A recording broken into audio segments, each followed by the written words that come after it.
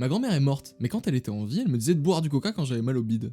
J'ai des trous dans le pull parce que mon lapin, c'est une merde. Parlons déjà des fois où est-ce que ça marche. En fait, ça va marcher quand vous avez mal au ventre parce que vous avez trop bouffé. Notamment, si jamais vous avez bouffé un tacos 12 viandes ce midi, ça va un peu aider. Ça va encore plus aider si jamais le coca il va être dégasifié. Le sucre il va être réconfortant et en plus de ça il y a de l'acide phosphorique dans le coca qui va s'ajouter à l'acide qui est déjà présent dans votre estomac et donc va aider à digérer votre tacos 12 viandes. En fait, en cas de gastro-entérite ou de diarrhée, on est extrêmement déshydraté. Et le coca, ça va pas aider, voire même ça peut aggraver la situation. Donc, dans ce cas-là, il est carrément préférable de prendre des solutions de réhydratation orale qui vont aider à se réhydrater. En cas de reflux gastrique, le coca est à éviter. Étant acide et gazeux, le gaz, en fait, ça va vous faire exploser l'estomac de l'intérieur. C'est faux. Par contre, il va prendre beaucoup de place et ça va aggraver votre mal de ventre. Bon voilà, on vient de résumer pas mal de situations, mais en plus de tout ça, en fait, dans le coca, il y a de la caféine. La caféine, ça va irriter le côlon et en plus agir comme un laxatif. Donc, accélérer la motilité intestinale, c'est le vrai mot, et donc va pousser les intestins à se contracter plus que nécessaire.